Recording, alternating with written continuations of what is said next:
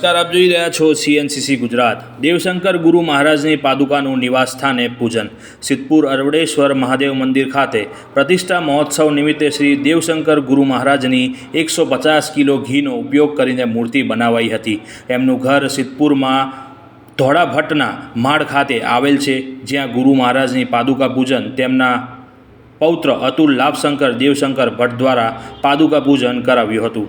ગુરુ મહારાજ નદીના તટે તપસ્યા કરવા નીકળી ગયા બાદ વર્ષો પછી તેમની પાદુકા પહોંચતા ભાવુક માહોલ ખડો થયો હતો। રિપોર્ટર ધ્રુવ કુમાર દવે, સિદ્ધપુર।